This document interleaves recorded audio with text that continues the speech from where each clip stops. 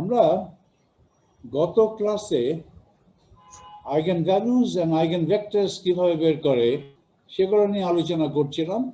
দুটো উদাহরণ দিয়েছিলাম, আজকে তৃতীয় উদাহরণ দিতে হবে। এখানে একটা জিনিস আমরা ইলাস্ট্রেট করব। আজকে যে উদাহরণ দেওয়া হবে সেখানে একটা জিনিস ইলাস্ট্রেটেড হবে। কোন জিনিসটা একটু ধৈর্য ধরো। ধরো তোমাকে আমি একটা ম্যাট্রিক্স দিলাম এম একটা 3x3, একটা ফাইনাইট 3-ডাইমেনশনাল ভেক্টর স্পেসে ধরো একটা অপারেটর আছে এম। সেই ফাইনাইট স্পেসের তিনটা বেসিস ধরে আমি ধরো এরকম একটা বেসিস ম্যাট্রিক্স পেলাম। এই ম্যাট্রিক্সটা ডায়াগোনাল নয়, একটা বেসিস ধরেছি। কোন বেসিস আমার জানা নেই, তবে যেই বেসিসটা ধরেছি সেই বেসিস ব্যবহার করে আমার অপারেটর এম কে এই 3x3 ম্যাট্রিক্স দ্বারা রিপ্রেজেন্ট করা হলো। আমার কাজ হচ্ছে এই ম্যাট্রিক্সটাকে ডায়াগোনাল ফর্মে লেখা। তার মানে ম্যাট্রিক্সটার আইগেন ভ্যালু আইগেন ভেক্টর আমাকে বের করতেই হবে। Find the eigenvalues and eigenvectors, normalise eigenvectors of the matrix. Proceed করার আগে দেখে নাও এই ম্যাট্রিক্সটা হার্মিশন কি না। অবশ্যই আমি দেখছি এই ম্যাট্রিক্সটা হার্মিশন। এই ম্যাট্রিক্সের সবগুলো এলিমেন্ট যেমন 3, -1, 2 এগুলোকে বলে এলিমেন্ট, 0 সবগুলো রিয়েল। একটা ম্যাট্রিক্স থেকে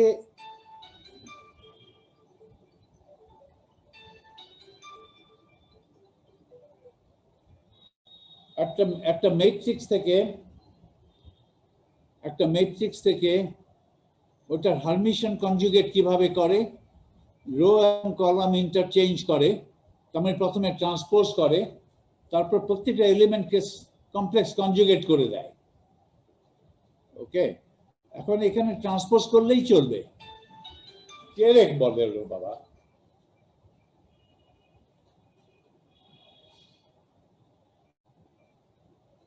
এখন ট্রান্সপোজ করলেই চলবে, আর কমপ্লেক্স কনজুগেশন দরকার নেই,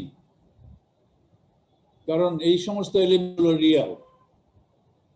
তাহলে দেখছি যে এটা সিমেট্রিক ম্যাট্রিক্স। এই -1 এই 0 এই 0 0 0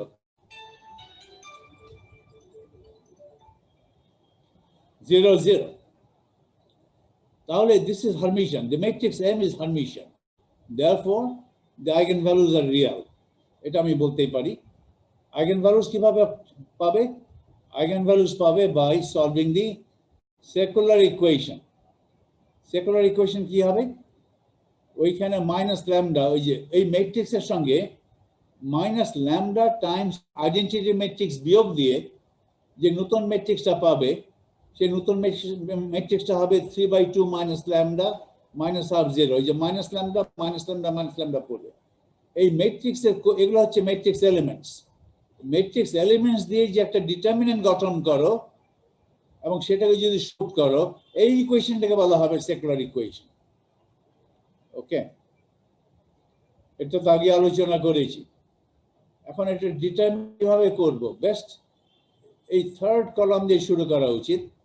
এটা 0 0 আছে, 1 মাইনাস ল্যামডা গুণ এই ডাইরেক্ট টার্ম 3/2 মাইনাস ল্যামডা গুণ 3/2 ল্যামডা মাইনাস এই ক্রস টার্ম মাইনাস হাফ গুণ মাইনাস হাফ, এই যে 1 মাইনাস ল্যামডা ওভারঅল গুণ 3/2 মাইনাস ল্যামডা স্কোয়ার্ড মাইনাস এই ক্রস টার্ম মাইনাস হাফ।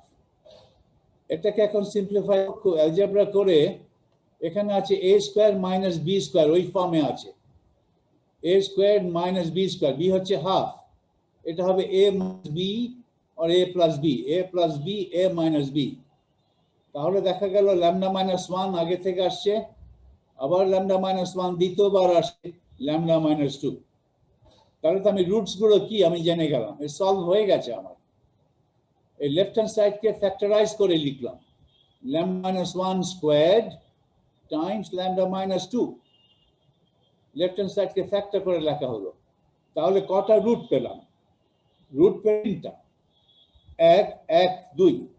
এই তিনটার মধ্যে 1 ইজ দ্য ডাবল রুট, কারণ 1 দুইবার, ল্যামডা মাইনাস 1 দুবার এসছে, ল্যামডা স্কোয়ার। রুটের সংখ্যা কিন্তু তিনটা। It just so happens one of the roots, এই ক্ষেত্রে 1 is repeated twice. So root 1 eigen value 1, এই রুটগুলো হচ্ছে eigenvalue. eigenvalue 1 is a twofold degenerate eigenvalue, whereas the eigenvalue 2 is non-degenerate. Thus, the eigenvalues are 1, 1, 2. The eigenvalue 1, a 1 is twofold degenerate, dubar ache bole. And the eigenvalue 2 is non-degenerate, ekbari ache. The two distinct eigenvalues are lambda 1 equal to 1.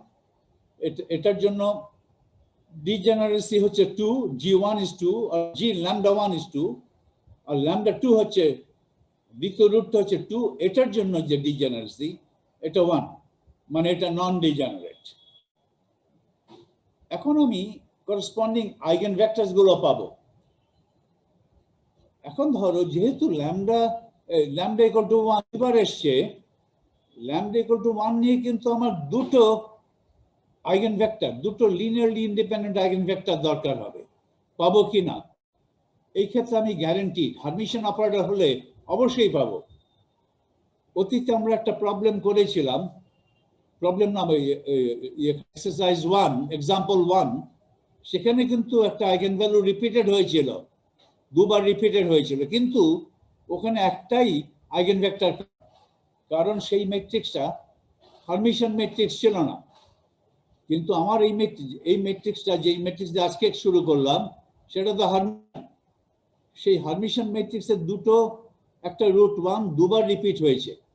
তাহলে eigen value 1 নিয়ে আমি অবশ্যই দুটো linearly independent eigen vector পাবো। দেখা যাক কি পাই কিনা। এখন আমি ল্যামডা ইকুয়াল টু 1 ধরে আইগেন ভ্যালু ইকুয়েশন করে আইগেন ভেক্টর গুলো এখানে দুটো পাবো, আমি দুটো পাই কিনা দেখি কি হবে। তাহলে আমি বলছি, since M is Hermitian, there will be two linearly independent eigenvectors corresponding to lambda equal to 1. আমি একটা জেনারেল রেজাল্ট কোট করলাম, এই ক্ষেত্রে এটা সত্যি হয় কিনা। জেনারেল রেজাল্ট হলে এই ক্ষেত্রে সব ক্ষেত্রেই সত্যি হবে, দেখা যাক কি হয়। উইল মেক দিস, আচ্ছা, এই যে দুটো লিনিয়ারলি ইন্ডিপেন্ডেন্ট সলিউশন পাবো, will make the two linearly independent eigenvectors orthonormal. এটা যদি অটোমেটিকলি অর্থোনর্মাল হয়ে না আসে, আমাদের সলিউশন আমরা অর্থোনর্মাল করে নেব। অর্থোনর্মাল করলেও তারা লিনিয়ারলি ইন্ডিপেন্ডেন্ট ভেক্টর হবে।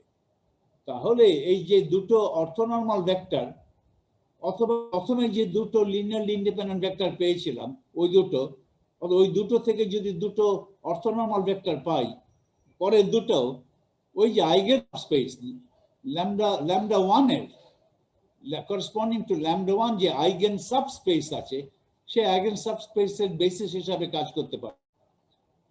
এখানে পুরো ভেক্টর স্পেস কিন্তু 3 dimensional, 3x3। It's a finite dimensional vector space. তার মধ্যে eigen subspace corresponding to lambda 1 is 2 dimensional, কারণ ল্যামডা 1 দুবার এসছে, ওখানে 2 গেল, ওখানে তাহলে ওই আইগেন স্পেসকে স্প্যান করতে গেলে দুটো ভেক্টর লাগবে। এই দুটো ভেক্টর আমি পাবো, দুটো আইগেন ভেক্টর আমি পাবো ওই ল্যামডা 1 ইকুয়াল ল্যামডা 1 নিয়ে। তার মানে ল্যামডা 1 নিয়ে যে দুটো লিনিয়ারলি ইন্ডিপেন্ডেন্ট আইগেন ভেক্টর পাবো আমি, যে দুটোকে আমি অর্থোনর্মাল করে নিয়েছি, সেই দুটো আইগেন ভেক্টর ওই সাবস্পেসকে স্প্যান করবে। আর বাকি রইল আরেকটা subspace, eigen subspace of lambda 2, সেটা 1 ডাইমেনশনাল। ওকে, তাহলে আইগেন ভ্যালু ইকুয়েশন করো। আইগেন ভ্যালু ইকুয়েশন হলো m, এই যে matrix m Times the eigen vector equal to eigen value matrix m operating on the eigenvector equal to eigenvalue times the eigenvector. Eigenvector কে একটা matrix আকারে লিখেছি, যেই বেসিসে m টাকে একটা 3x3 স্কয়ার ম্যাট্রিক্সে লেখা হয়েছে। এই ম্যাট্রিক্সটা আমি প্রথমে তোমাদের দিয়েছি। এই ম্যাট্রিক্সে যখন আমি তোমাদের দিয়েছি, একটা বেসিস নিয়ে, পুরো ভেক্টর স্পেসের একটা বেসিস নিয়ে, 3 লিনিয়ারলি ইন্ডিপেন্ডেন্ট আইগেনভেক্টর নিয়ে একটা বেসিসের গঠন করে এমটাকে, এম একটা অপারেটর, তার ম্যাট্রিক্স এলিমেন্ট এভাবে প্রকাশ করেছি। এই পুরোনো বেসিসটা আমার দরকার নেই। ওকে, ওই পুরোনো basis m equal to 3x3 matrix. এখন আমি নতুন বেসিস করব, m এর আইগেন বেসিসে গেলে mটা ডাইজ হবে। তাহলে আইগেন ভেক্টরস গুলো আমাকে জানতে হবে, সেটা জানার প্রচেষ্টা হচ্ছে। আইগেন ভ্যালুস গুলো জানা হয়ে গেছে। এটা হচ্ছে eigen value equation. This is the eigen value equation. m is the matrix. Matrix এর বলতে নিচে একটা আন্ডারবার দিয়েছি, অথবা স্কোয়ার ব্র্যাকেট দিয়ে দিতে পারতাম, দুই দিকে স্কোয়ার ব্র্যাকেট দিয়ে এমটাকে ম্যাট্রিক্স দিয়ে এটা বোঝাতে পারতাম। আর আমি এখানে আন্ডারবার দিয়ে বোঝানোর চেষ্টা করেছি। ম্যাট্রিক্স এম যেটা দেওয়া আছে তোমাকে, আর আইগেন ভ্যালু তো একটা থ্রি ডাইমেনশনাল কলাম হবে, x1 x2 x3। x2 x3 আমার জানা নেই, equal to eigen vector times ওই equal to eigen value 1 times the eigen vector. এটাই হচ্ছে আইগেন ভ্যালু ইকুয়েশন। এখন আমি করব কি, এটাকে বাঁ পাশে নিয়ে যাব। এম তো আমার জানা ছিল, কি ছিল, এম ছিল 3/2, -1টা ছিল না এম এর মধ্যে, এম এ ছিল 3/2 -1/2 0 -1/2 3/2 0 0 0 1। এখন ডান দিকের টার্মটা যদি বাঁ দিকে নিয়ে যাই, এই 1টা ডায়াগোনালে বসবে, কারণ আমি এখানে 1 মানে আইডি বলতে পারি, আইডেন্টিটি ম্যাট্রিক্স 1 1 1 ডায়াগোনাল ম্যাট্রিক্স। সেটা যদি বাঁ দিকে যাও, বাঁ দিকে নিয়ে, তাহলে কি হবে, 3/2 -1, দ্বিতীয় ডায়াগোনালে দ্বিতীয় এলিমেন্ট হবে 3/2 -1, আর এখানে হবে 1 -1। একটা 1 বিয়োগ দিতে হবে ডায়াগোনাল টার্মস থেকে। তো এইটা দাঁড়ালো আইগেন ভ্যালু ইকুয়েশন। জাস্ট একটু রিরাইট করে লিখলাম। ডান দিকে যেটা হলো সেটা 0 আমরা, কিন্তু আসলে টেকনিক্যালি এটা 0 নয়, এটা নাল ম্যাট্রিক্স। এমন একটা ম্যাট্রিক্স, এমন একটা column matrix, column vector, column ম্যাট্রিক্সকে অনেক কলাম ভেক্টর বলে, because it is the representation of an eigen vector in Hilbert space. Column vector বলে যে কলাম ভেক্টরের প্রতিটা এলিমেন্ট এখানে 0 0 0, প্রতিটা এলিমেন্ট 0, সেই ভেক্টরকে বলা হয় নাল ভেক্টর। ডান দিকে হচ্ছে নাল ভেক্টর, ঠিক 0 নয়, 0 তো একটা সংখ্যা।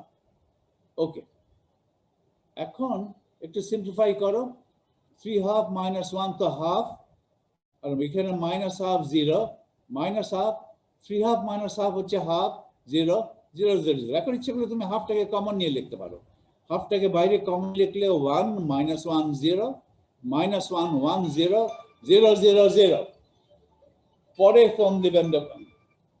হ্যালো,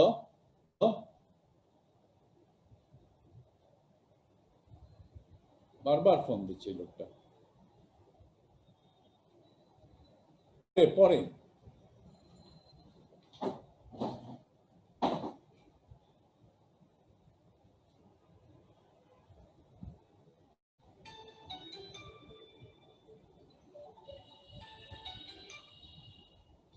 হ্যালো, ওয়ালাইকুম সালাম। আচ্ছা, আপনি আসছেন?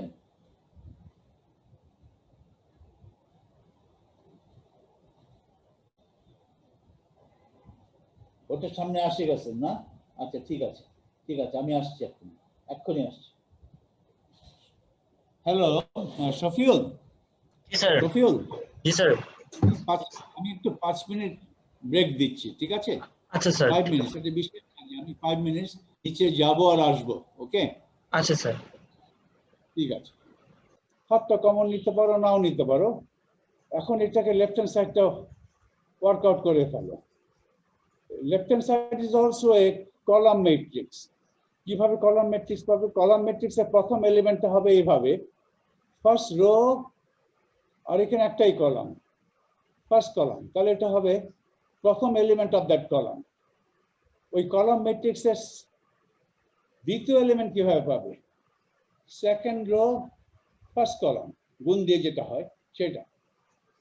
এটা তোমরা করতে পারো, দেখো। তাহলে প্রথমটা কি হবে? হাফ x1 -1/2 x2 প্লাস 0 0 গুণ x হলো 0, এইটা। তাই এখানে আমি লিখেছি হাফ x1 -1/2 x2। দ্বিতীয়টা কি হবে? দ্বিতীয়টা হবে -1/2 x1 প্লাস 1/2 x2, আর 0 টাইমস x is 0, তাহলে -1/2 x1 প্লাস 1/2 x2। তৃতীয়টা কি হবে? 0 গুণ x1, 0 যোগ 0 গুণ x2, 0, সব মিলে 0। তাহলে লেফট হ্যান্ড সাইডের column matrix equal to right hand সাইডের কলাম ম্যাট্রিক্স। দুটো কলাম তখন সমান হয় যখন প্রতিটা এলিমেন্ট সমান। এলিমেন্ট বা এলিমেন্ট সমান হলেই বলি ম্যাট্রিক্স দুটো সমান। Half x1 minus half x2 শূন্য, minus half x1 plus half x2 শূন্য। আর এখানে কোনো ইকুয়েশন নাই, এটা তো আইডেন্টিটি, শূন্য সমান শূন্য তো বটেই। তাহলে এই দুটো থেকে আমাকে দিচ্ছে, প্রথম দুটো ইকুয়েশন যে লিখবো half x1 minus half x2 equal to 0, দ্বিতীয়টা লিখবো minus half x1 plus half x2 equal to 0। এই দুটো ইকুয়েশন, এই দুটো ইকুয়েশনই বলছে x1 ইকুয়াল টু x2। তাহলে x1 আর x2 সমান হতে হবে, সেই সমান মানটা x ধরো, এবং x এর মান কি আমি পেলাম নাই, এই ইকুয়েশন থেকে পেলাম। তাহলে x এর মান আরবিট্রারি হতে পারে। Eigenvalue equation only tells you,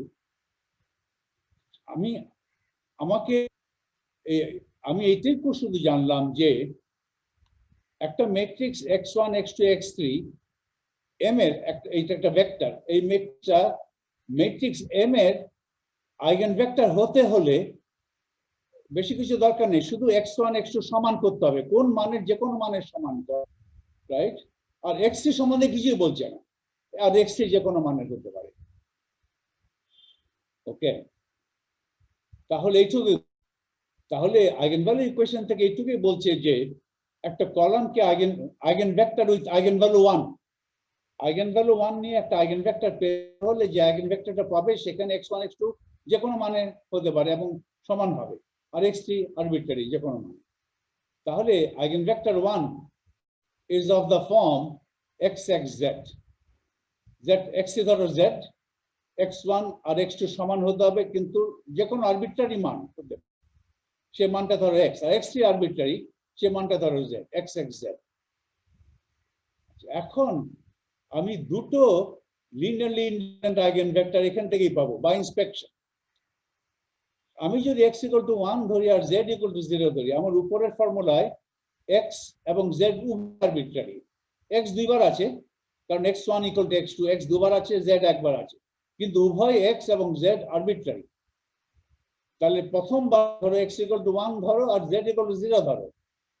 x equal to 1 যদি ধরি আর z ইকুয়াল টু 0 ধরি, তাহলে আমি পাচ্ছি এই আইগেনভেক্টরটাকে লিখতে পারি eigenvector 1, eigenvector number 1 with eigenvalue 1। এই ভিতরে যে কেটের ভিতরে যে 1 আছে সেটা আইগেনভ্যালু, আর উপরে যে দিয়েছি সেটা হচ্ছে ওই আইগেনভ্যালু নিয়ে এক নম্বর আইগেনভেক্টরটা। আমি দুটো আশা করছি, তো এই জন্য প্রথম থেকেই নোটেশন দিয়ে ফেললাম। আইগেনভ্যালু 1 নিয়ে প্রথম আইগেনভেক্টরটা যেটা আমি পেলাম 1 নিয়ে, ওই প্রথমটা 1 দিয়ে বোঝাচ্ছি, এটা ডিজেনারেসি ইন্ডেক্স। আমি এই ইন্ডেক্সটা এখানে একটা কমা দিয়ে এই কেটের ভেতরে, একটু পরে আমি সেটা নেব। এই বাঁদিকে শুধু বলছে যে আইগেনভ্যালু 1 নিয়ে যে প্রথম আইগেনভেক্টরটা আমি লিখলাম, সেই লিখলাম কিভাবে, আমার এই জেনারেল ফর্মুলা x এর মান 1 নিলাম আর z এর মান 0 পেলাম, তাহলে তো হবে। আর এটাকে নরমালাইজ করে নেই, এই ভেক্টরটা নরমালাইজ না, নরমালাইজ করতে গেলে 1/√2 দিয়ে ভাগ দিলে, 1/√2 দিয়ে গুণ দিলেই নরমালাইজ হয়ে যাবে।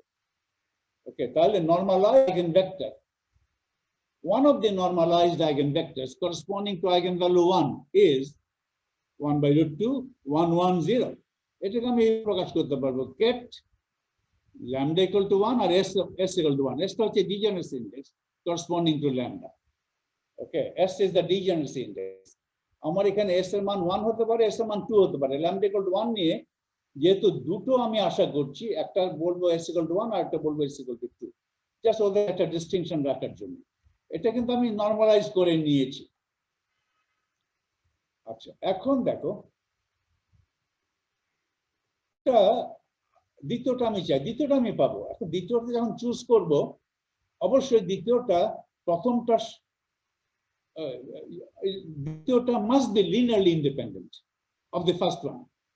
প্রথমটাকে একটা সংখ্যা দিয়ে গুণ দিয়ে যদি দ্বিতীয়টা পাই তাহলে তো হলো না। এই প্রথমটাকে একটা নাম্বার দিয়ে গুণ দিয়ে, 5 দিয়ে গুণ দিয়ে বললাম এটাই হচ্ছে দ্বিতীয়টা, তা তো হলো না। 1/√2 5 5 0 করলেও তো আইগেনভেক্টর হয়, কিন্তু ওটা নরমালাইজড থাকলো না। একটা আইগেনভেক্টরকে একটা কনস্ট্যান্ট দিয়ে গুণ দিয়ে যে দ্বিতীয় আইগেনভেক্টর পাবে সেটা তো লিনিয়ারলি ইন্ডিপেন্ডেন্ট হলো না। এই 1 কে একটা ফ্যাক্টর দিয়ে গুণ দিয়ে যে দ্বিতীয় আইগেনভেক্টর পাবো, দ্যাট ওই দ্বিতীয়টা প্রথমটার সঙ্গে লিনিয়ারলি ডিপেন্ডেন্ট, ইন্ডিপেন্ডেন্ট নয়। আমাকে লিনিয়ারলি ইন্ডিপেন্ডেন্ট ভেক্টর দেখতে হবে, এমন একটা ভেক্টর যেটা এইটা স্যাটিসফাই করে, এক্স এক্স সমান Z Z arbitrary, x x সমান আর জেড এক্স এর সমান নয়, জেড এক্স এর সমান হতে পারে নাও হতে পারে, right? X arbitrary Z arbitrary, এইটাই হচ্ছে কথা। এক্স আরবিটারি জেড আরবিটারি, প্রথমবার যখন নিলাম বা ইন্সপেকশন দেখলাম যে এক্স 1 ধরি আর জেড 0 ধরি, তাহলে হলো। আর দ্বিতীয়বার যদি আমি বলি এক্স 0 জেড 1 ধরি, তাহলে কি হয়? এক্স 0 এবং জেড 1 যদি ধরি, যেটা আমি এখানে ধরেছি, এক্স ইকুয়াল 0 জেড ইকুয়াল 1, তাহলে আমার হলো 0 0 1। আগে দেখে নাও, এটা তো নরমালাইজ আছে, এটাকে আর কোনো কিছু দিয়ে গুণ দিতে হবে না, এমনিতেই নরমালাইজ 0 0 1। ওকে, এইটা দ্বিতীয়টা কি প্রথমটার সঙ্গে লিনিয়ারলি ইন্ডিপেন্ডেন্ট কিনা, প্রথমটাকে গুণ দিয়ে দ্বিতীয়টা পাই কিনা, এমন কোন সংখ্যা আছে কি যেই সংখ্যা দিয়ে প্রথম আইগেনভেক্টরকে যদি গুণ দাও তুমি দ্বিতীয় আইগেনভেক্টর পাবে? সেরকম যদি হয় তাহলে দ্বিতীয়টা আর প্রথমটা লিনিয়ারলি ইন্ডিপেন্ডেন্ট নয়। এখন ধরো একটা সংখ্যা দিয়ে গুণ দেওয়ার পরে এই কলামটাকে যদি দ্বিতীয় 0 0 1 করতে চাই, আমি পারবো না, কারণ এখানে আছে 0, এখানে আছে 1, যে কোনো সংখ্যা দিয়েই গুণ দাও না কেন প্রথমটাকে, তৃতীয় এলিমেন্ট 0 হবেই, কিন্তু আমার দ্বিতীয়টাই তো তৃতীয় এলিমেন্ট 1। ফলে প্রথম আইগেনভেক্টরকে যে কোনো সংখ্যা দিয়ে গুণ দাও না কেন দ্বিতীয় আইগেনভেক্টরে যেতে পারবে না, তাহলে দ্বিতীয়টা প্রথমটার সঙ্গে লিনিয়ারলি ইন্ডিপেন্ডেন্ট বা ইন্সপেকশন প্রুফ হয়ে গেল। এবং অলসো আমি এমন ভাবে চুজ করলাম যে দ্বিতীয় আইগেনভেক্টরটা প্রথমটার সঙ্গে অর্থগোনাল হলো, উভয় অর্থগোনাল, নরমালাইজড হলো, তারা অর্থ নরমাল। আমি দ্বিতীয়টা যে এইভাবে নেব 0 0 1, ওকে, আমি এটাও নিতে পারতাম 1 1 1। আমি এখন যদি এটা লেখার চেষ্টা করি না, আমি যে প্রথমটা পেয়েছি 1 নম্বরটা নরমালাইজ করে লিখেছি 1/√2 1 1 0, এটা পেয়েছি তো। আমি দ্বিতীয়টা খুব চালাকি করে লিখেছি, দ্বিতীয়টা লিখেছি এইভাবে 1 2, অর্থাৎ একবারেই যে অর্থগোনাল তো বটেই, অর্থগোনাল করে নিলাম এবং নরমালাইজ করে নিলাম, এইভাবে লিখেছি, দুটো হচ্ছে। আমি যদি প্রথমে এটা লিখতাম, ধরো কেউ যদি এটা লেখে 2 নম্বরটা, ধরো নরমালাইজ করার আগে 1 1, এক্স তো আরবিট্রারি, আগের ভ্যালুই থাকলো x 1 1, জেড তো আরবিট্রারি, রাইট? জেড এর মানও নিল 1 ভাবে, অসুবিধা কোথায়? জেড এবং এক্স যে সমান হতে পারবে না এটা তো কেউ বলে নাই। কেউ যদি এরকম একটা চুজ করে বসতো, এটাকে নরমালাইজ করা যাবে, এটাকে নরমালাইজ করতে গেলে কি দিয়ে ভাগ দিতে হবে বলো? এই যে দ্বিতীয় চয়েস যেটা নিলাম, দ্বিতীয় চয়েসকে যদি আমি নরমালাইজ করে লিখতে চাই, নরমালাইজ করি নাই, একটা কনস্ট্যান্ট দিয়ে গুণ দিতে হবে যাতে করে এটার স্কেলার প্রোডাক্ট উইথ ইটসেলফ 1 হয়। তাহলে কি দিয়ে গুণ দেব? এটাকে তো গুণ দিয়েছিলাম 1/√2 দিয়ে, এটাকে কি দিয়ে গুণ দেব? 1/√3, তাহলে নরমালাইজ হলো। আচ্ছা, বড় কথা হচ্ছে তারা লিনিয়ারলি ইন্ডিপেন্ডেন্ট হলো কেন? হতেই হবে, এটাও একটা সলিউশন, এটাও একটা সলিউশন। তারা লিনিয়ারলি ইন্ডিপেন্ডেন্ট কিনা, ধরো প্রথমটাকে কোনো সংখ্যা দিয়ে গুণ দিয়ে দ্বিতীয় সংখ্যায় আনা যায় কিনা, যেটা হচ্ছে এই প্রথমটাকে যে কোনো সংখ্যা সি দিয়ে গুণ দেই না কেন, সিটাকে এমন নেব যে এটা হয়ে যাবে 1/√1 তো ঠিকই আছে, সি যাই হোক না কেন সি কে যখন 0 দিয়ে গুণ দেব এটা 0ই হবে। তো প্রথমটাকে, প্রথম আইগেনকে একটা কনস্ট্যান্ট দিয়ে গুণ দিলে তৃতীয় এলিমেন্টটা অলওয়েজ 0, তৃতীয় এলিমেন্ট অলওয়েজ 0 হলে তো আমি 2 নম্বরে পাবো না, তাহলে 2 নম্বরকে 1 নম্বরের মাল্টিপল প্রকাশ করা যাচ্ছে না। তাহলে এখনো কিন্তু 1 নম্বর এবং 2 নম্বর লিনিয়ারলি ইন্ডিপেন্ডেন্ট আছে।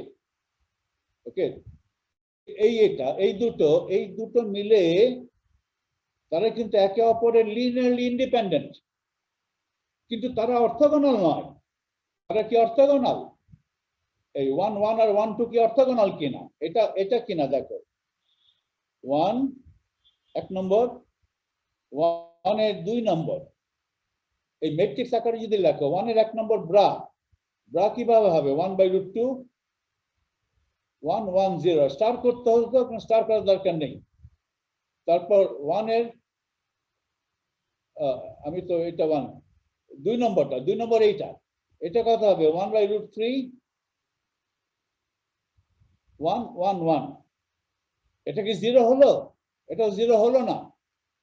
তাহলে এই যে দুটো লিনিয়ার ইন্ডিপেন্ডেন্ট আছে, কিন্তু তারা অর্থগোনাল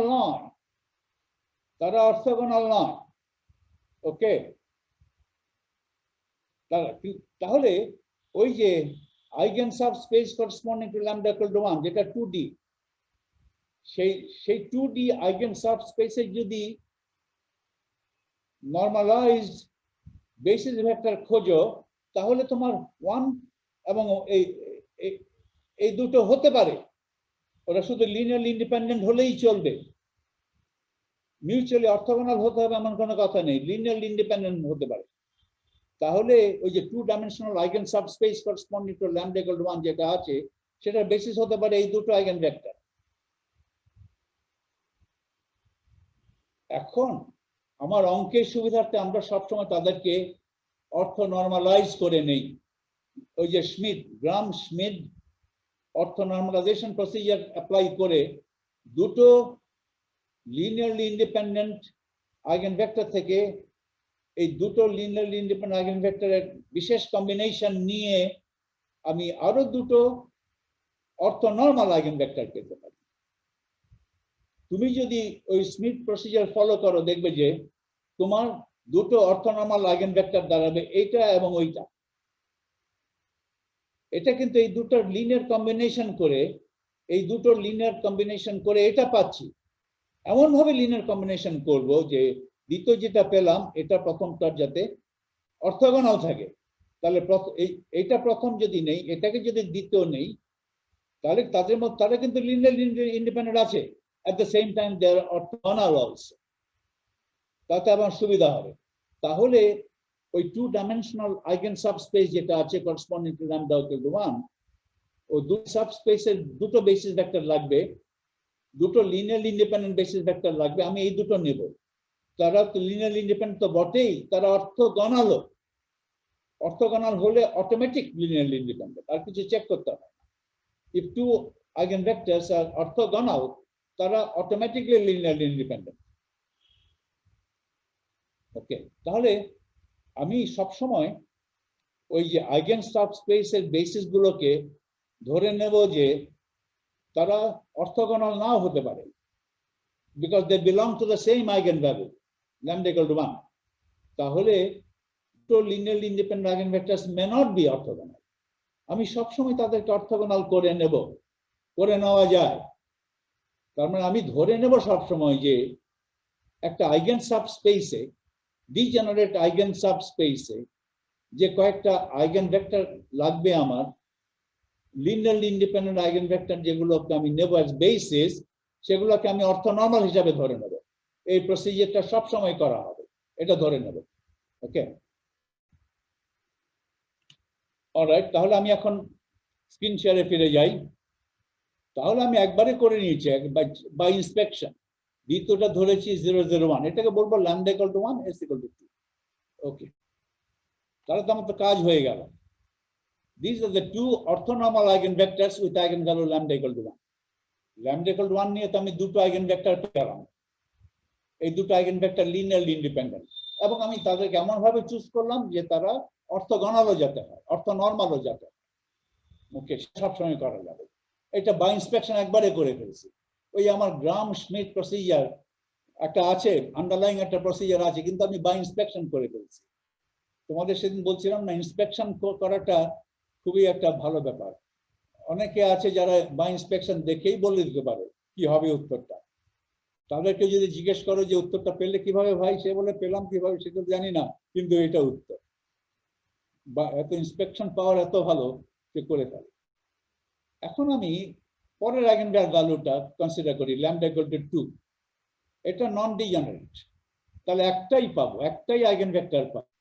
সে আগের মতো eigenvalue equation lambda equal to 2 বসাও, তার মানে এখানে এই ডায়াগোনাল টার্মে আগে 1 বিয়োগ দিয়েছিলাম, এখন 2 বিয়োগ দিব, 2 2 2, x1 x2 x3 এই হলো। এটা যদি এখন ফলো করো, আগের মতো করো, তুমি দেখবে যে আমি এই দুটো ইকুয়েশন পাই। লেফট হ্যান্ড সাইডে একটা কলাম পাই, সেই কলাম হচ্ছে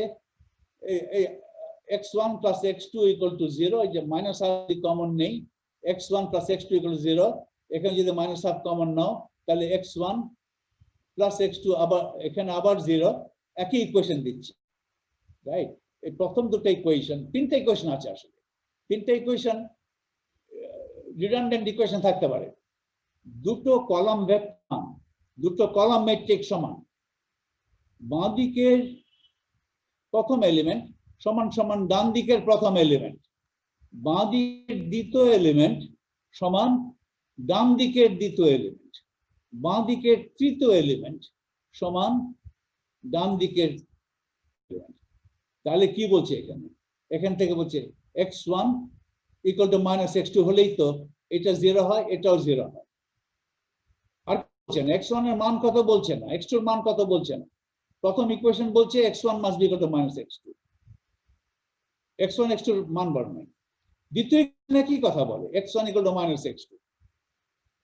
তাহলে এইটুকু জানলাম যে x1 x2 এর মান নির্ধারিত হলো না, কিন্তু এইটুকু জানলাম যে একটার মান অপরটার মানের নেগেটিভ, আর এটা বলছে x3 0 হবে। আগে তো প্রথমবারে যখন 1 দিয়ে কাজ করতাম x3 টা আরবিট্রারি ছিল, এখন বলছে x3 0। দেখো এটা x3 ইকুয়াল টু 0, x এর মান পেয়ে গেছি আমি, 0 হতেই হবে, রাইট? আর x1 x2 এর মানটা পেলাম না, কিন্তু এইটুকু পেলাম যে একটা নেগেটিভ, তো হয়ে গেল, আমার উত্তর হয়ে গেল। তাহলে আমার আইগেনভেক্টরটাকে, আইগেনভেক্টর করেসপন্ডিং টু আইগেনভ্যালু 2, এটাকে get 2 লিখেছি, এটাকে লিখতে পারবো এইভাবে x মাইনাস x 0।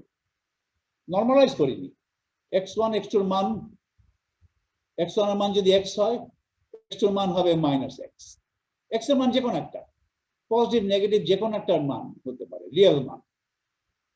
এখন এটা নরমালাইজ করো, নরমালাইজ করলে x এর মান কত হবে? 1/√2। এগুলো কি দেখেই বুঝতে পারছো কিনা? দেখেই বলতে হবে 1/√2, কারণ এটাকে যদি রো করো তারপরে এই কলাম দিয়ে গুণ দাও, তাহলে কি হবে? 1 গুণ 1 যোগ -1 গুণ -1, ওইটা ইকুয়াল টু 1 করতে, তাহলে কনস্ট্যান্টটা কি নিতে হবে? তাহলে 1 হলো না তো, 2 হলো, তাহলে কনস্ট্যান্টটা নিতে হবে 1/√2। করে দেখো না, এটা দেখেই বলতে হবে, এটা বেশ কয়েকবার করেছি। তাহলে আইগেনভ্যালু 2 নিয়ে একটাই আইগেনভেক্টর পেলাম, কিন্তু দুটো পেলাম না, একটাই পেলাম, একটাই পাবো আশা, সেটাই এক্সপেকটেশন, কারণ আইগেনভ্যালু 2 তো হচ্ছে তোমার নন ডিজেনারেট, তাহলে সেই করসপন্ডিং আইগেনভেক্টর কি হলো? 1 - 1। এই যে আইগেনভেক্টরটা পেলাম, this is really a representation of the eigenvector 2। কোন বেসিসে? যেই বেসিসে m টাকে লেখা হয়েছিল প্রথমে, সেই একই বেসিসে eigenket 2 has the representation given by this column matrix. This column matrix যেটা আমি লিখলাম, this is really the matrix representation of the eigenket 2. একটাই eigenket আছে, eigenket 2, in the basis in which m was expressed originally. যেই বেসিসকে m কে express করেছে অতীতে প্রথমেই, যেই বেসিসে m টা নন ডায়াগোনাল ছিল, বেসিস ব্যবহার করে এটাই হচ্ছে, এই ম্যাট্রিক্সটা হচ্ছে আইগেনকেট 2 এর ম্যাট্রিক্স রিপ্রেজেন্টেশন। ওকে, এখন যদি আমি তাহলে কয়টা আইগেনভেক্টর পেলাম? হ্যাঁ স্যার, এখানে তো x1 ইকুয়ালস -x2 লিখছি, যার কারণে এরকম ভাবে আসছে আমার 2 এর জন্য। আর যদি উল্টা ভাবে লিখতাম, যেমন স্যার -x1 ইকুয়ালস x2, না, এটা হতো। এখন এই মাইনাস সাইনটা তুমি এইখানে দিবে না ওইখানে দিবে, এটা তোমার ব্যাপার, এটা আরবিট্রারি। কারণ আমি যদি একটা আইগেনভেক্টর থাকে, সেই আইগেনভেক্টরকে একটা -1 গুণ দিতে পারি, কোনো চেঞ্জ হয় না, এটা তো ফেস ফ্যাক্টর। -1 এর মডুলাস তো 1, তো এটাকে -1 দিয়ে গুণ দিয়ে যেটা পাবে সেটাও আর নরমালাইজড আইগেনভেক্টর।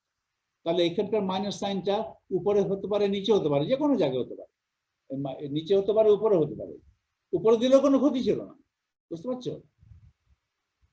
এটা হতে পারে, কারণ this eigenvector is always arbitrary up to A phase factor. Eigenvector is always arbitrary up to A phase, এটা খেয়াল রাখতে হবে। তার মানে আমি অ্যানোটেট করে দিই, এই যে আইগেনভেক্টর 2 আছে, আমি এটা লেখার চেষ্টা, এই যে আইগেনভেক্টর 2 লিখলাম,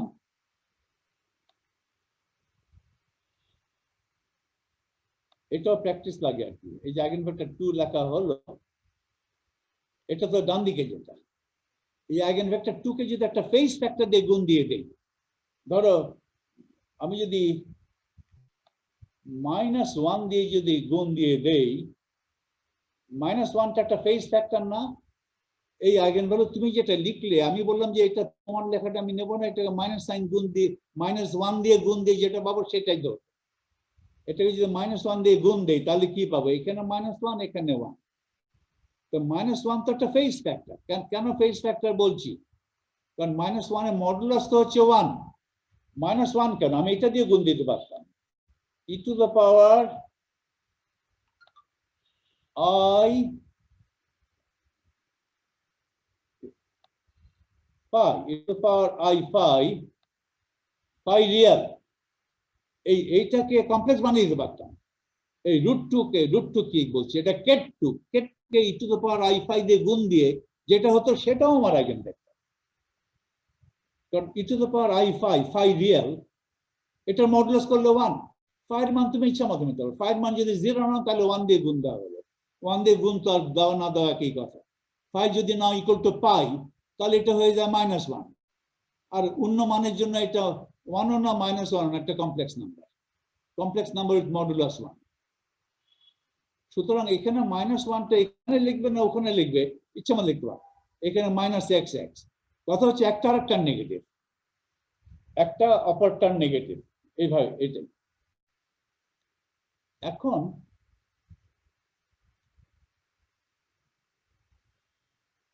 এখন ধরো আমি আইগেন বেসিস, দেখতে পাচ্ছ না?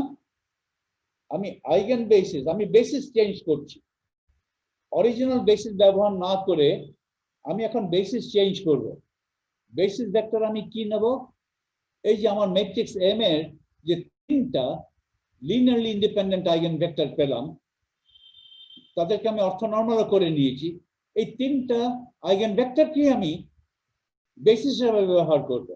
যেমন আমার বেসিস হবে এখন এইটা, ল্যামডা ইকুয়াল টু 1 নিয়ে, ধরো lambda equal to 1, s equal to 1, এইটা ল্যামডা ইকুয়াল টু 1 নিয়ে তো দুটো ছিল, কারণ 2 ফোল্ড, s ইকুয়াল টু 2 এইটা, আর ল্যামডা ইকুয়াল টু 2।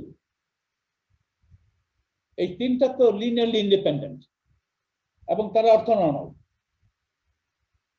এইখানে এটা হচ্ছে এই দুটো, প্রথম দুটো, they span the eigen subspace H,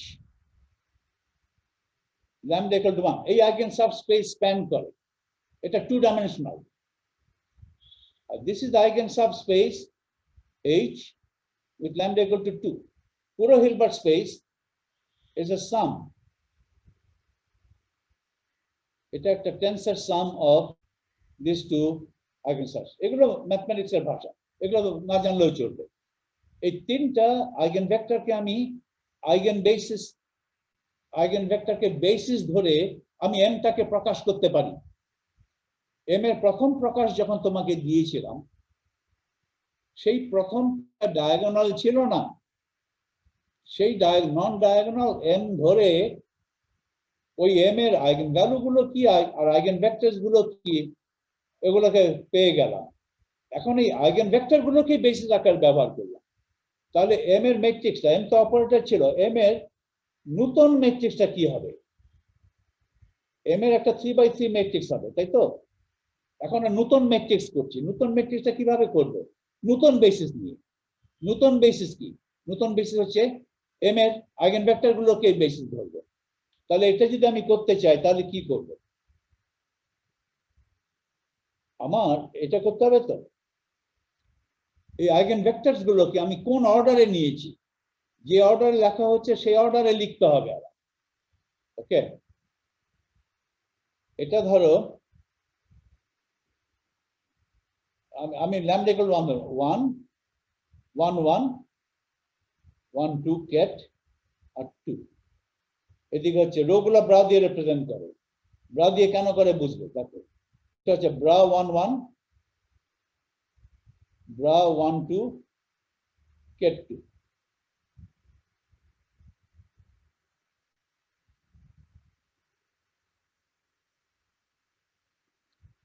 এইখানে যে এলিমেন্টটা পড়বে এটা কি হবে, এটা কিন্তু এটা 1 নম্বর, এটা 2 নম্বর, এটা 3 নম্বর, এটা 1 নম্বর ব্রা, 2 নম্বর বা 3 নম্বর, কোন অর্ডারে দিয়েছি দেখতে হবে। ওকে, এইখানে যে এলিমেন্টটা পড়বে এখানে কি লিখবো আমি,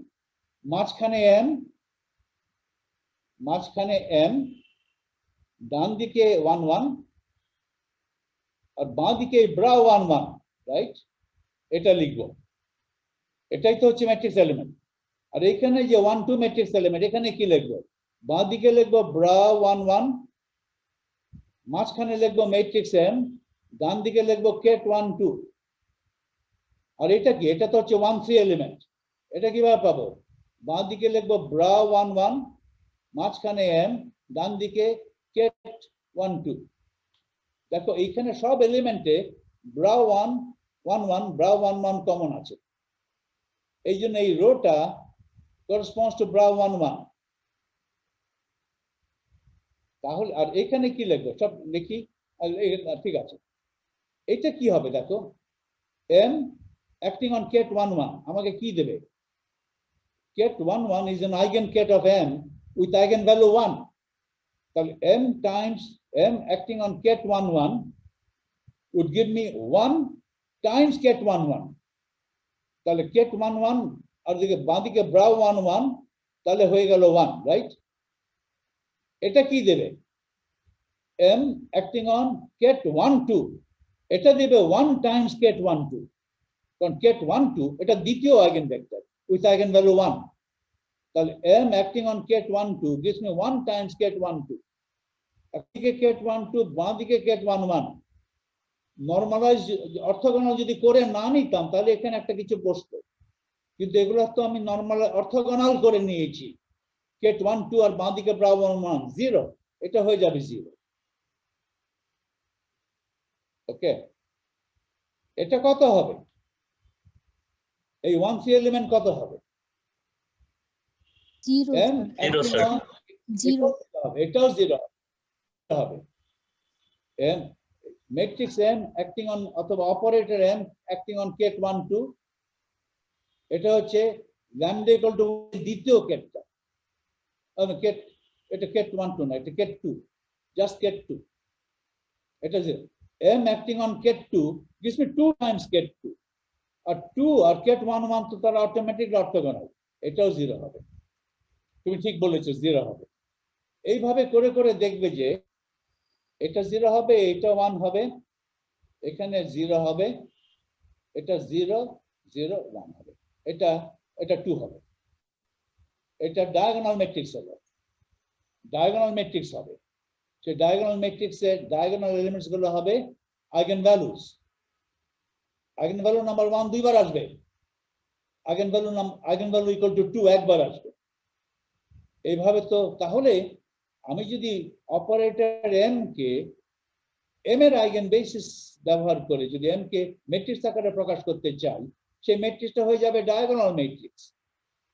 একটা হার্মিশিয়ান ম্যাট্রিক্সের সব সময় কে এভাবে এই প্রসিজার অ্যাপ্লাই করে একটা হার্মিশিয়ান ম্যাট্রিক্সকে সব সময় ডায়াগোনাল ফর্মে লেখা যাবে।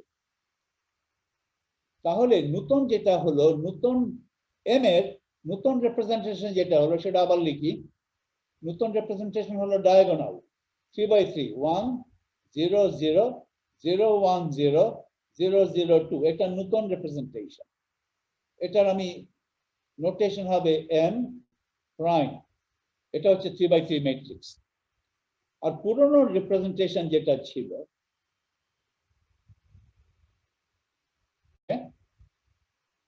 যেটা প্রথম, এটা কিন্তু এটাও 3/3, কিন্তু এটা কিন্তু নন ডায়াগোনাল। একটা সিমিলারিটি ট্রান্সফরমেশন করে পুরনো রিপ্রেজেন্টেশন, পুরনো 3/3 স্কয়ার ম্যাট্রিক্সকে পরিবর্তন করে নতুন ডায়াগোনাল 3/3 ম্যাট্রিক্সে আনা যাবে। এখানে একটা জিনিস এস বসাবো, 3/3s, ডান দিকে ওই এস এর ড্যাগার বসাবো, এমন ভাবে এসটা চুজ করবো যাতে করে এটা বাঁ দিকের ম্যাট্রিক্সে রূপান্তরিত হয়। আর এই ম্যাট্রিক্সটাও 3/3 ম্যাট্রিক্স, যেটা আমি তোমাকে দিয়েছিলাম, ওই যে প্রথমে যেটা দেওয়া ছিল। এই ম্যাট্রিক্সটা কি হবে, এস ড্যাগার কি হবে বলো দেখি। এস ড্যাগার কেমন ধরনের ম্যাট্রিক্স হবে?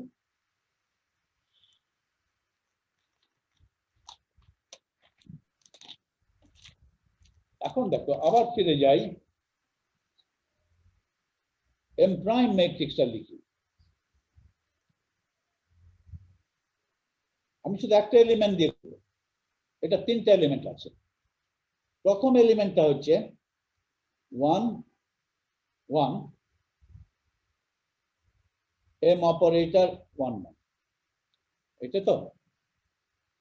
এখন আমি এম এর রিপ্রেজেন্টেশন তো পুরনো বেসিস আমার জানা আছে, আর এই যে আইগেন কেট 1 1, এটা রিপ্রেজেন্টেশন আমার ইন দ্য ওল্ড বেসিস জানা আছে, যেটা আমি ওয়ার্কআউট করেছি। ওই রিপ্রেজেন্টেশন গুলো যদি বসিয়ে দাও, তাহলে তো একই মান পাবে। এম এর পরিবর্তে এম এর রিপ্রেজেন্টেশন, ব্রা 1 1 এর পরিবর্তে ব্রা 1 1 এর রিপ্রেজেন্টেশন, আর কেট 1 1 এর পরিবর্তে কেট 1 1 এর রিপ্রেজেন্টেশন বসিয়ে দাও পুরনো বেসিসে। নতুন বেসিসে বসালে নতুন বেসিসে করতে পারো, নতুন মানে আইগেন বেসিস নিতে পারো। আইগেন বেসিস নিলে তো আমি জানি যে এটা তো আইগেন বেসিস নিয়েছি, আইগেন বেসিস নেওয়ার পরে তো ডায়াগোনাল হয়েছে, এম প্রাইম ডায়াগোনাল। কিন্তু এখন এটাকে একটু এক্সপ্যান্ড করে লিখছি। ব্রা 1 1 কি আমার জানা আছে, I know the representation of bra 1 1 in the old basis. I know the representation of m in the old basis. I know the representation of ket 1 1 in the old basis. তাহলে সেটা যদি করি, তাহলে ধরো এই যে bra 1 1 এর একটা এই ধরনের একটা কলাম রিপ্রেজেন্টেশন আছে, রাইট?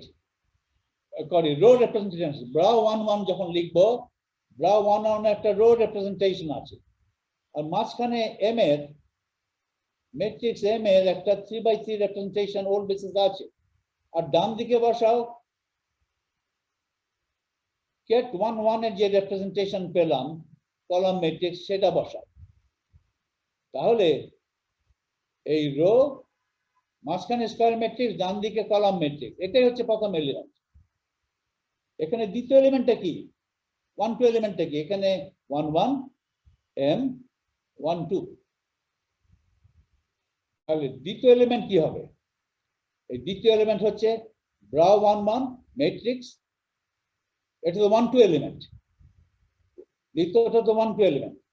এটা ফার্স্ট রো ম্যাট্রিক্স, সেকেন্ড কলামে বসাতে হবে 1 2 কেট, সেকেন্ড কলামে 1 2 বসাতে হবে, এই কেট বসালাম। ওকে, আর এটা কোন এলিমেন্ট? 1 1 m 2। ম্যাট্রিক্স আকারে যদি দেখো 1 1 এর ম্যাট্রিক্স হচ্ছে ব্রা 1 1, এইটা মাঝখানে m, আর এটা 1 3 এলিমেন্ট। তাহলে তৃতীয় কলামে আমাকে বসাতে হবে কেট 2। এইখানে কি বসবে? এইখানে কোনটা? এটা 2 1 এলিমেন্ট, তাহলে এখানে হবে 1 2 m 1 1। তাহলে এখানে কোন রোটা, এখানে কোন ব্রাটা দেবে? 1 2 ব্রাটা দিবে, তাই তো? দেখো 1 2 m, এটা হচ্ছে এইটা 2 1 এলিমেন্ট। ব্রা 1 2 m, এটা হচ্ছে এইটা। ব্রা 1 2 মাঝখানে m, ডান দিকে কেট 2, এটা হচ্ছে এইটা। এখানে সেকেন্ড রো আর এখানে থার্ড কলাম, আর মাঝখানে m তো আছে। আর ফাইনালি এখানে কি হবে? ব্রা 2। এই যদি করো, তাহলে এই এমটা রূপান্তর হয়ে এম প্রাইমে চলে যাবে। তাহলে এটাকে যদি বলি এস, এটাকে বলবো এস ড্যাগার, একটা আরেকটার হারমিশন কনজুগেট। তাহলে কেট 1 1 কেট 1 2 কেট 2, এগুলো তো ম্যাট্রিক্স রেফারেন্স আমি আছেই, আমি তো করেইছি। ওকে, তাহলে এস ড্যাগারটা করে ফেলো। এস ড্যাগার ম্যাট্রিক্সটা কি? এস ড্যাগার ম্যাট্রিক্সটা কি? ফার্স্ট কলামে বসাও কেট 1 1। কেট 1 1 কি ছিল? 1/√2। কেট 1 1 কি ছিল? ভুলে গেছি, এখন আবার ওটা একটু দেখে নেই, স্ক্রিন শেয়ার করে দেখে নেই। কেট 1 1 এর ম্যাট্রিক্স কি ছিল? কেট 1 1 এর ম্যাট্রিক্স ছিল এটা। কেট 1 1 এর ম্যাট্রিক্স ছিল 1/√2 1 1 0। পরেরটা কেট 1 2 ছিল 0 0 1। আর কেট 2 এর ম্যাট্রিক্সটা হচ্ছে 1/√2 1 - 1 0। তাহলে আমি আবার এখন স্টপ শেয়ার করে যাব। কেট 1 1 টা লেখো এখন। কেট 1 1 টা ফার্স্ট কলামে লেখো 1/√2 0। পরের কলামে লেখো 1 2। এটা কি? 0 0 1। থার্ড কলামে লেখো কেট 2। তিনটা কেট তো, তিনটা কেটের তিনটা রিপ্রেজেন্টেশন। এটা লেখো। এটা কি ছিল? শফির বল, এখানে কি ছিল? কেট 2 নিচে কি আছে? কেট 2 কি আছে দেখে নাও না, দেখে নিয়ে মনে রাখো না। আমার তো মনে থাকে না, তোমাদের তো মনে থাকার কথা। কেট 2 কোনটা? কেট 2 রিপ্রেজেন্টেশন কি ছিল? এই যে 1 - 1 0। এটা মনে রাখো। এখানে দিব তাহলে 1/√2 - 1/√2 0। স্যার মাঝখানে এবার 1 তিনটা এর কেট। জায়গায় 1/√2 হবে না? এটা এখানে না, হ্যাঁ। এটা নরমালাইজ। 0 0 1 তো নিজেই নরমালাইজ। স্যার নিচে একটা 1 কেট এর যদি জায়গায়। থাকে, স্যার হ্যাঁ স্যার ওখানে এখানে 1, 1/√2 এখানে হবে √2 না? হবে না। না, এটা তো 1 দিয়েই তো নরমালাইজ। এটা দেখো, এই কনফিউশনটা, এই জন্য বলছিলাম কনফিউশনটা এটা ইয়ে করতে হবে। তোমাকে যদি একটা কেট দেই, কেট 1 2 ল্যামডা নিয়ে দ্বিতীয়টা কেট, এটা নরমালাইজ কিনা দেখে নাও। এটা নরমালাইজ কিনা দেখে নাও। এটা তো নরমালাইজ বটেই। এটা যদি কেট 1 2 কলাম ম্যাট্রিক্স হয়, তাহলে ব্রা 1 2 ম্যাট্রিক্স রিপ্রেজেন্টেশন কি? 0 0 1। ওকে, এখন এটা নরমালাইজ কিনা দেখো না। ব্রা 1 2 কেট 1 2 এই স্কেলার প্রোডাক্ট উইথ এটা করো 0 0 1 রো 0 0 1 কলাম। এটা করছি। এখন এটা কত? 0 গুণ 0 যোগ 0 গুণ 0 যোগ 1 গুণ 1 1। নরমালাইজ তো হলোই, নরমালাইজ তো আছেই। এখানে আর √2 দিয়ে গুণ দিতে হবে না। তবে যদি এরকম থাকতো 1 1 নিয়েছিলাম এইভাবে 1 1 0, এটা নরমালাইজ না, কারণ দুই জায়গায় 1 আছে। এক জায়গায় এটা যদি 1 0 0 হতো, এটা নরমালাইজড। 0 1 0 যদি হতো, এটাও নরমালাইজড। 0 0 1 লিখলাম, এক জায়গায় 1 আছে, এটা নরমাল, আর কিছু দিতে হবে না। এখন তো এখানে দুই জায়গায় 1 আছে, এটা এখন আর নরমালাইজ না। একটা কনস্ট্যান্ট দিয়ে গুণ দিয়ে কিংবা ভাগ দিয়ে নরমালাইজ করতে হবে। তো করে নাও, আমি নরমালাইজ করি। ধরো একটা কনস্ট্যান্ট দিয়ে গুণ দিব, কনস্ট্যান্ট দিয়ে গুণ দিয়ে এটা নরমালাইজ করো। কনস্ট্যান্টটা কি আমি জানি না, কনস্ট্যান্টটাকে সি এমন ভাবে নিতে হবে যাতে এটা নরমালাইজ। তাহলে ব্রা 1 1 কত? C star. সিটা যে রিয়েল হতে এমন কোনো কথা নেই, একটা ফেস ফ্যাক্টর দিয়ে গুণ দিতে। সিটা 5 হতে পারে, 5 এর সঙ্গে e⁵ জুড়ে দিলেও কোনো অসুবিধা নাই। C star 1 1 0। এখন এই দুইটা সিটা এমন ভাবে নিব যাতে করে আমার এটা নরমালাইজড হয়। আমি এটা চাই 1 1 1 1 1 হোক, এটা চাই। তাহলে সি স্টার রো 1 1 0 ম্যাট্রিক্স আকার দেখলে, তারপর C C star C ket 1 1 0, এটা মিলে সংখ্যা 1 চাই। সি স্টার সি হচ্ছে মড সি স্কোয়ার গুণ এই রো টাইমস এই কলাম, এটা কত হয়? 1 গুণ 1 1 যোগ 1 গুণ 1 সব 2 হলো, যোগ 0 গুণ 0 0 সব মিলে কত হলো? 2। এটা হলো 1। তাহলে সি এর মান কত নেব? মড সি এর মান 1/√2 নেব। আমি যদি সোজা সিটা, তাহলে সিটাকে রিয়েল এন্ড পজিটিভ ধরো, রিয়েল এন্ড পজিটিভ। নেগেটিভ ধরলে খামাকে একটা এক্সট্রা মাইনাস সাইন কেন দিব? সেটাকে রিয়েল এন্ড পজিটিভ ধরলে সি এর মান কত নেব? 1/√2। তাহলে 1/√2 লাগাতে হবে এখানে। এখানে সি এর পরিবর্তে 1/√2 দিতে হবে, সেভাবে তো দিয়েছি। এই 1/√2টা দিতে হয়েছে নর্মালাইজ করার জন্য। তাহলে এইটা হলো এস ড্যাগার। আর বাঁ দিকে কোনটা হবে? বাঁ দিকে হবে এস। এটাকে কলাম, এস ড্যাগারে রো কলাম ইন্টারচেঞ্জ করো আর স্টার করো। স্টার করার দরকার নেই, এটা তো রিয়াল, এই এলিমেন্টস গুলো তো রিয়াল। তাহলে এটাকে ট্রান্সপোজ করলেই যেটা হবে সেটা বাঁ দিকে নেই। এখন আমি স্ক্রিন শেয়ারে যাচ্ছি, আবার ব্যাক করছি স্ক্রিন শেয়ারে। তাহলে ওই এস ড্যাগারটা প্রকাশ করছে এইভাবে, দেখো এখানে লেখাই ছিল এম প্রাইম। এম প্রাইম মানে হচ্ছে নিউ, নতুন বেসিস এম প্রাইম, এটা ডায়াগোনাল। এমটা হচ্ছে পুরনো বেসিস, যেটা আমি প্রথমেই দিয়েছি। এম এর ডান পাশে বসবে এস ড্যাগার, বাঁ পাশে বসবে এস।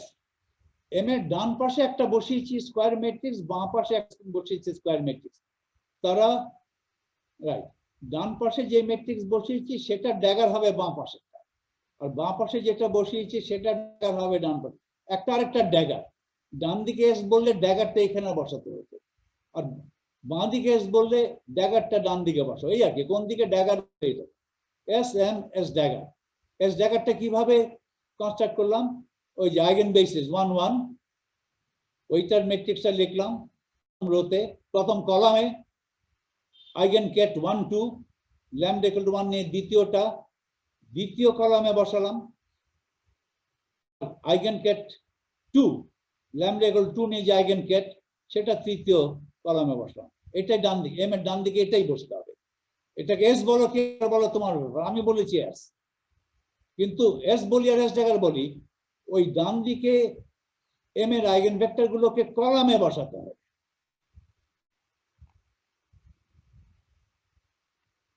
তাহলেই এটা হচ্ছে। আর তাহলে বাঁ দিকে কি? এস ড্যাগারের ড্যাগার, দেখো এই ম্যাট্রিক্সটা।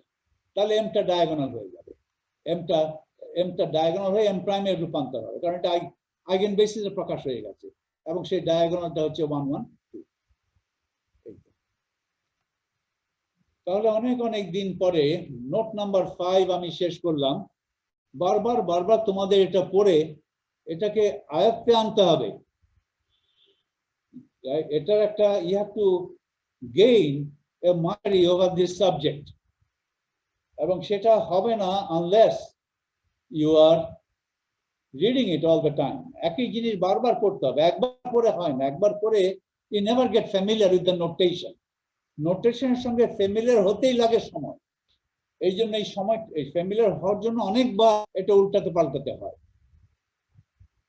ফ্যামিলিয়ার হওয়ার জন্য। ওকে, এটা হলো আমার চ্যাপ্টার 5 শেষ হলো। তোমার দায়িত্ব হচ্ছে চ্যাপ্টার 5টা পড়ে ফেলো। ওকে, এই দায়িত্ব এখনই পালন করতে হবে। ওকে, নেক্সট আমি চ্যাপ্টার 6-এ যাই। আমার লেকচার 6, চ্যাপ্টার তো বলুন না, লেকচার 6। আমি তাহলে এখন আবার নিউ শেয়ারে যাচ্ছি। নিউ শেয়ারে যাই। নিউ শেয়ার এখানে আছে, নিউ শেয়ার।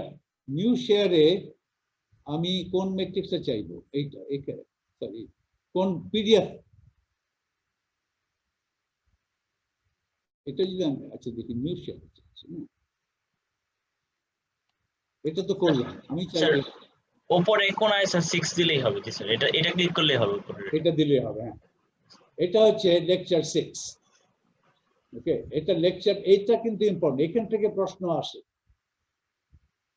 আমি করব কি 1 to 5, লেকচার 1 থেকে 5, এখান থেকে একটা অর্ধেক প্রশ্ন হবে। লেকচার 1 through 5 এত দিন ঘনর করে 5 নম্বর লেকচার শেষ হলো, কত কষ্ট হলো। কিন্তু প্রশ্ন হবে, আধা প্রশ্ন হবে কি, আধা হবে 6 থেকে। অর্ধেক অর্ধেক মিলে 1 থেকে 6 এর মধ্যে একটা প্রশ্ন হবে। ওকে, ফাইনালি তোমাকে পড়তে হবে। আর তো অনেক চ্যাপ্টার আছে আমার নোটে, 5-6টা 7টা চ্যাপ্টার আছে যেখান থেকে কোনো প্রশ্নই হবে না, কিন্তু সেগুলো পড়তে পড়তে আমাদের 3-4 মাস লেগে। যে সমস্ত চ্যাপ্টার গুলো থেকে কোনো প্রশ্নই আসবে না সেগুলো আমরা পড়ি, অনেক খাটনি করেই পড়ি। তো আল্লাহ তোকে দেখছেন, আর যারা হিন্দু তোরা বলো ভগবান তো উপর থেকে দেখছেনই যে তোমরা কত চেষ্টা করছো। তো আল্লাহ কিংবা ভগবানের কি তোমার দয়া হবে না? তোমরা যদি চেষ্টা করো তাহলে আল্লাহর দয়া পেয়ে যাবে। You'll gain the grace of God. The grace of God তোমরা কোয়ান্টাম মেকানিক্স এর মাস্টার হয়ে যাবে এক পর্যায়ে গিয়ে, ওয়ার্ল্ড মাস্টার, সারা বিশ্ব জুড়ে মাস্টার। আমি এখন আলোচনা করব coordinate and momentum representations in quantum mechanics. এটা খুব দুটো important, two very important representations আমি এখন আলোচনা করব। একটা বলে কোঅর্ডিনেট রিপ্রেজেন্টেশন, আর একটা হচ্ছে মোমেন্টাম রিপ্রেজেন্টেশন। আমি প্রথম দিকে ভূমিকাটা একটু পড়ি। Let us consider a single point particle, আমার কাজটা সোজা করার জন্য, এন্ড ফর সিম্পলিসিটি, আগেরটাও ফর সিম্পলিসিটি, একটা সিঙ্গেল পার্টিকেল ধরেছি। আমার বেশিরভাগ সিস্টেমে সিঙ্গেল পার্টিকেল সিস্টেম না, মিনিমাম 2টো পার্টিকেল থাকে। তারপরে আমি একটা সিঙ্গেল পার্টিকেল সিস্টেম নিয়ে আলোচনা করছি মেকানিক্সের প্রিন্সিপালস গুলো ইলাস্ট্রেট করার জন্য। Late us consider a single point particle, and for simplicity we assume that the particle has no internal degrees of freedom like spin. এটা একটু স্পিন বলে কোনো জিনিস নাই, পার্টিকেলটা স্পিনলেস। স্পিন কি ডিসক্রাইব করা পরবর্তীতে আমরা অনেক সময় ব্যয় করব। Spin is an internal degree of freedom. একটা পার্টিকেলের স্পিন আছে কিংবা নেই, যদি স্পিন থাকে ওই স্পিনের কোনো পরিবর্তন তুমি ঘটাতে পারবে না।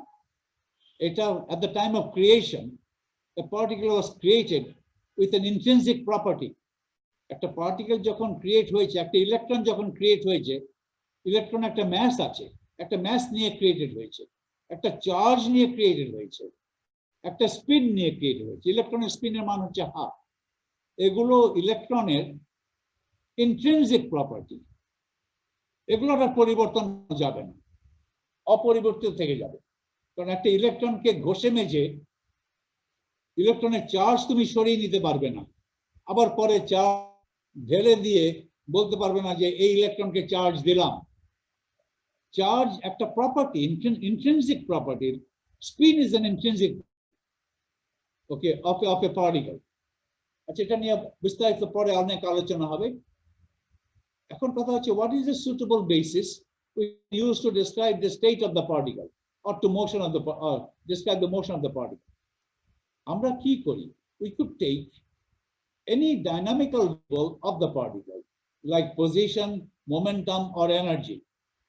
The Hermitian operators, correct to H, the Hermitian operators representing each of these dynamical variables have a complete set of eigenvectors and hence can be chosen as a basis set. এটা quantum mechanics একটা postulate. Quantum mechanics একটা postulate হিসাবে প্রত্যেকটা dynamical ভ্যারিয়েবলের corresponding একটা হার্মিশন operator আমরা রাখি। সে হার্মিশন operator কিভাবে চুজ করবে সেটা পরে দেখা যাবে। That is the hermitian operator. সে হার্মিশন অপারেটরের আইগেনভেক্টর গুলো is sufficient to span the vector space. Okay. Hence, can be chosen as the basis set. Okay, এটা একটা postulate. এখন তাহলে তুমি কোন ডাইনামিক্যাল ভ্যারিয়েবলটা চুজ করবে? একটা ডাইনামিক্যাল ভ্যারিয়েবল চুজ করো। এই ক্ষেত্রে যেহেতু ওটার স্পিন নেই, স্পিন নিয়ে আমাকে বদার করতে হবে না।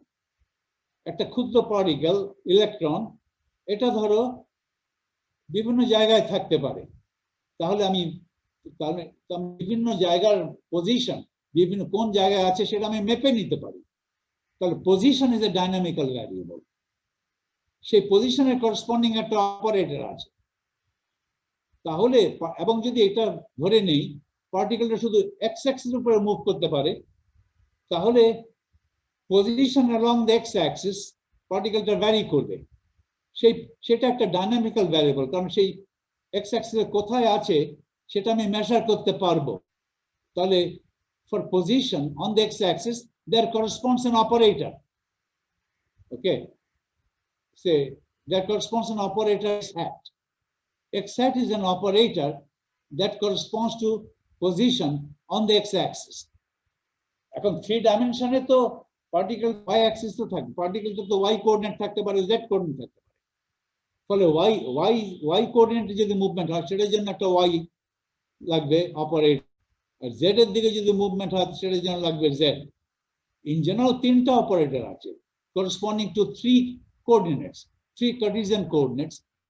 Cartesian coordinates গুলোকে যদি ছোট হাতের x, ছোট হাতের y, ছোট হাতের z বলে প্রকাশ করি, তাহলে প্রতিটা কার্টেসিয়ান কোঅর্ডিনেটে করসপন্ডিং একটা করে অপারেটর আছে। সেই অপারেটরকে বড় হাতের x হ্যাট এভাবে রিপ্রেজেন্ট করছি। হ্যাট দিয়ে যদি প্রকাশ করি তাহলে বড় হাতের x দরকার পড়ে না, বড় হাতের x লেখা পরবর্তী দেখা যাবে খটোমটো লাগে, ফলে সবাই ছোট হাতের x দিয়ে লিখবে, উপরে একটা হ্যাট চিহ্ন দেবে। তাহলে এখানে কি দেখাচ্ছি, equation 1, for position along x-axis there corresponds an operator x hat, and এখানে যে লিখলাম ket x, ছোট হাতের x, x is a number, ছোট হাতের number, ket x is an eigenket of the operator x with value ছোট হাতের x। এই আইগেন ভ্যালু দিয়েই করসপন্ডিং আইগেনকেট কে লেবেল করা হচ্ছে। এটা তো আমার সুবিধা হয়, তাতে আমি বুঝতে যে দিস ইজ এন আইগেনকেট, একটা জেনারেল কেট না। আইগেন ভ্যালু দিয়ে যদি রিপ্রেজেন্ট করি, দি কেট অর দি স্টেট, কেটকে স্টেটও বলে, কেটকে স্টেট বলে, অথবা ভেক্টর ইন হিলবার্ট স্পেস এগুলো বলে। দি স্টেট কেট এক্স অথবা দি কেট কেট এক্স অথবা দি ভেক্টর কেট এক্স, অনেক সবই এক। The vector ket x corresponds to the particle being located at x. Ket x represents the state of the particle in which the particle is localized at the point x. এটা mathematical একটা state আমি define করলাম এভাবে। পরবর্তীতে দেখবো interestingly physically এই ধরনের state আমি পাই না, করা সম্ভব না, কিন্তু ম্যাথমেটিক্যালি আমি করতে পারি। Mathematically I can think that the particle has a definite position. x axis এর উপরে পার্টিকেলটা একটা নির্দিষ্ট x এ বসে আছে, একটা ডেফিনিট পজিশন আছে, কিন্তু আদতে কিন্তু ডেফিনিট পজিশন থাকবে না। কেন থাকবে না? ক্লাসিক্যালি থাকতে পারে, কোয়ান্টাম মেকানিক্যালি থাকবে না, সেটা একটা সুন্দর একটা আলোচনা হবে পরে। আপাতত mathematically I can define a ket x. This ket represents the particle localized at the point x. Therefore this ket must be an eigenket of the operator x with eigenvalue ছোট হাতের x। আমি ধরে নিলাম the eigenvalues x form a continuum. x গুলো তো vary করে, this x might vary from -infinity to +infinity, অথবা মুভমেন্টটাকে তুমি রেস্ট্রিক্ট করে দিতে পারো, x might vary between a and +a হতে পারে। so x কিন্তু যাই হোক না কেন x they form a continuum. এই যে eigenvalue spectrum x is a part of the continuum, part of the continuum on the real line. The eigenvalues x form a continuum, and the eigenvectors, এই সবগুলো eigenvector মিলে যদি একটা set গঠন করো, they form a non-denumerable infinite set of basis vectors. এই Kate গুলোকে দিয়ে আমি বেসিস ব্যবহার করতে পারি, বেসিস হিসেবে ব্যবহার করতে পারি, কিন্তু এই আইগেন কেট গুলোর সংখ্যা কত? ইনফিনিট x গুলো যদি ভ্যারি করে কন্টিনিউয়াসলি, ধরো 0 থেকে 1 এর মধ্যে x গুলো ভ্যারি করে, অথবা -infinity থেকে +infinity মধ্যে ভ্যারি করে, তাহলে x এর কত মান আছে? ইনফিনিট সংখ্যক। এই ইনফিনিটি কিন্তু কাউন্ট করা যাবে না, 1 2 3 4 করে কাউন্ট করা যাবে। x তো বলছি, x তো রিয়েল নাম্বার, ইন্টিজার নাম্বার তো বলছি না। ইন্টিজার নাম্বার হলো ইনফিনিটি হতো, তখন কাউন্ট করা যেত, -1 -2 0 1 2 3 6 কাউন্ট করে করে ইনফিনিটি। এটাকে বলে countable infinity or ডেনুমারেবল infinity.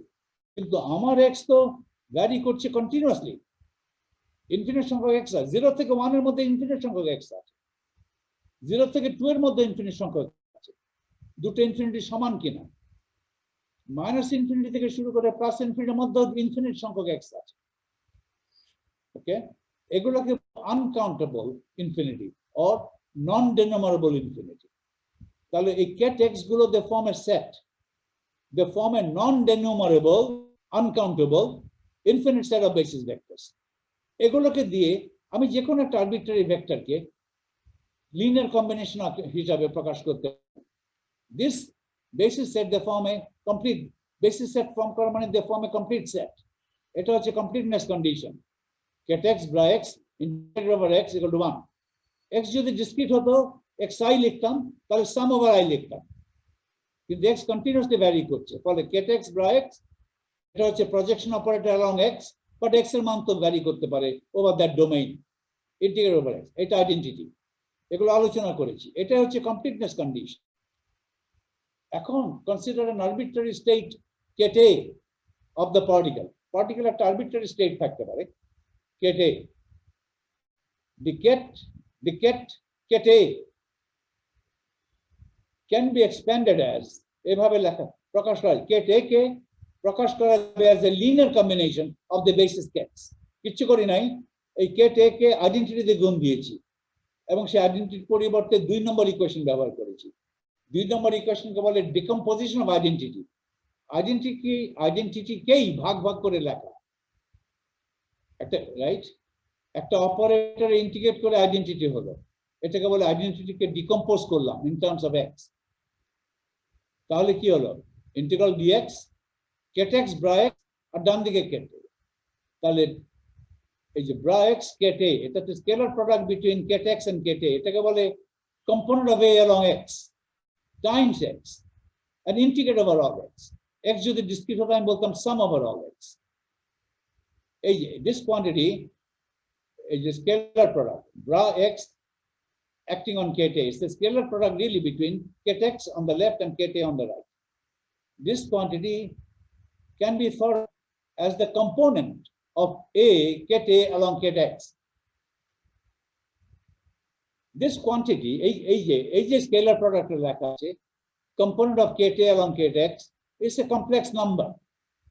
This quantity is a complex valued function of a real variable, x are the real, x axis এর x, এটা তো কমপ্লেক্স নাম্বার না, কিন্তু এই নাম্বারটা কম্পোনেন্টটা কমপ্লেক্স হতে পারে depending upon the KT।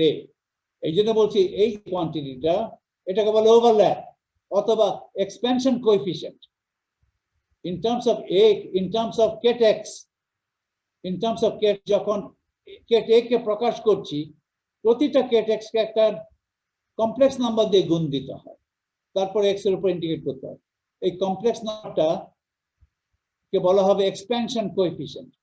This is nothing but the scalar product between KTX and KT, or bra x multiplied bra x acting on KT, এভাবে বলতে পারো।